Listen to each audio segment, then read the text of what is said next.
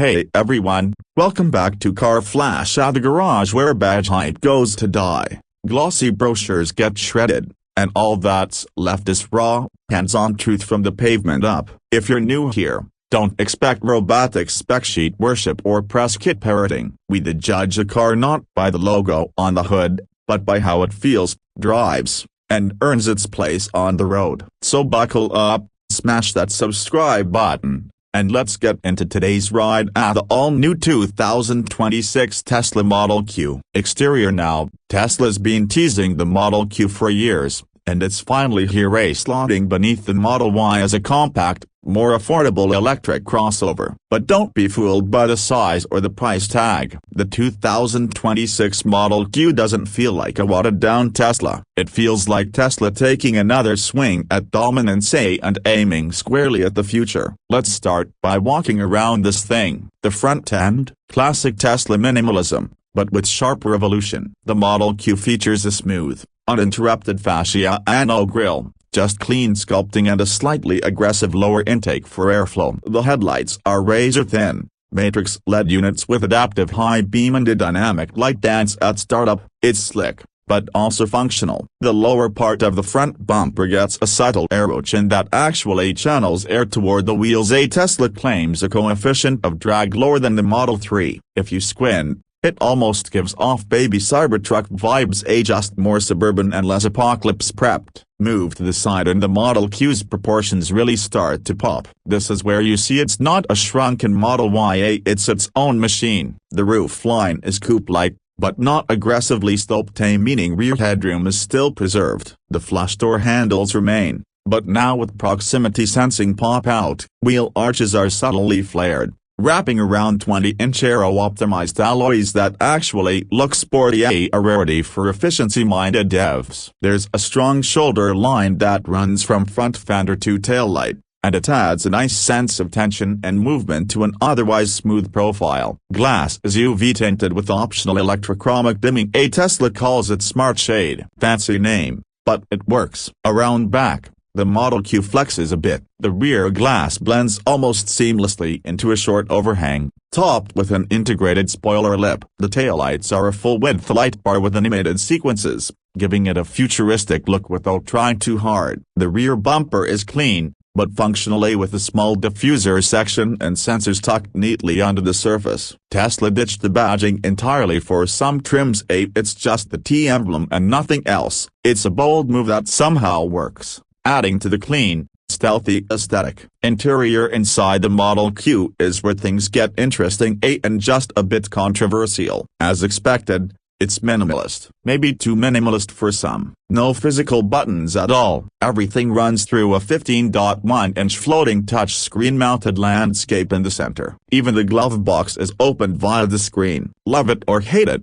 that's peak Tesla. But credit where it's due, the screen is buttery smooth, ultra-responsive, and runs the new Tesla OS 13 interface, which now supports split-screen multitasking. So yes, you can navigate while watching YouTube. Whether you should, that's a different conversation. Materials are an upgrade from the Model 3 and Y. You get a new recycled fiber trim that actually feels premium. Vegan leather seats come standard, now with built-in air filtration vents for personal climate zones. Rear passengers get an 8-inch touchscreen for media and climate, plus new built-in gaming capabilities. Tesla Arcade now supports wireless controllers, and yes, you can still game while charging. Seating is surprisingly generous for a vehicle this size. The front seats are 14-way adjustable, heated, and ventilated. And finally, Tesla added massage as an option. In the back, legroom rivals that of some mid-size crossovers, thanks to clever packaging and a flat floor. The Model Q doesn't have a traditional center tunnel, so you get this sense of openness, especially with the panoramic glass roof stretching from windshield to hatch. Storage, decent, about 24 cubic feet behind the second row, expanding to nearly 60 with the seats folded. You also get a decent-sized trunk, big enough for 2 duffel bags or a week's worth of groceries. There's also a hidden underfloor compartment in the rear trunk that's great for cables or valuables. On the road, the 2026 Model Q feels like it's punching above its weight. There are 3 trims: Standard, long range, and performance. The one we tested is the long-range AWDA dual-motor, 0-60 in just under 4.5 seconds. That's hot hatch quick. The torque delivery is instant, obviously, but what impressed us more was the refinement. Tesla has added active noise cancelling via the speakers, and the cabin is eerily quiet even at highway speeds. Steering is still light and a bit numb, but the new software tune rack is more responsive than in the Model Y. There's also adaptive dampers on the performance trim, but even the standard setup feels composed over bumps. Tesla's finally taken some lessons in suspension tuning, and the Model Q handles twisty roads with surprising poise. Performance range: you're looking at up to 330 miles for the long-range variant, and around 270 for the standard trim. The performance dips slightly to 310. All trims are compatible with Tesla's V4 superchargers, and a 15-minute charge gets you about 200 miles if you're using the high-output stations. Home charging still takes about 8-9 hours on a level 2, depending on your setup. Autopilot and full self-driving are still here, a same old story. Basic autopilot comes standard. Adaptive cruise and lane keeping (FSD) is a $12,000 option or $199 per month subscription. We tested the latest beta, and yes, it's improving, but it's still not hands-off. It's assistive, not autonomous. That said, the highway experience is smooth and confident, with better merging behavior and fewer phantom braking incidents compared to last year. Now, price. The standard trim starts at $37,990. The long range comes in at $44,990, and the performance hits $52,990 before incentives. For what you're getting out of tech,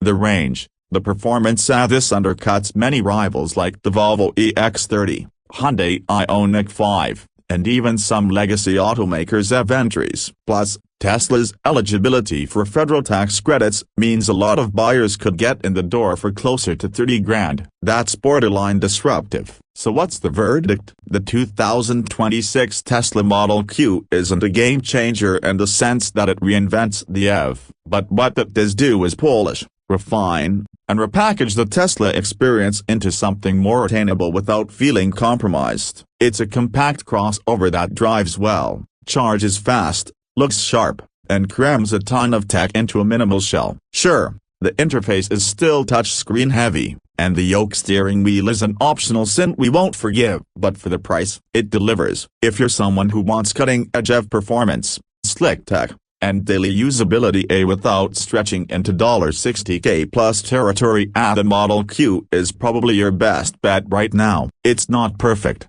but it's a statement that the future isn't just coming, it's already here, and it's starting at under 40 grand. That's it for today's review. If you enjoyed this hands-on, no-fluff breakdown of the 2026 Tesla Model Q, hit that like button, subscribe if you haven't already, and drop a comment. Would you buy the Model Q over a Hyundai Ioniq 5 or Volvo EX30? Let's talk about it. This is Car Flash, where we burn rubber, not beer lines. See you in the next ride.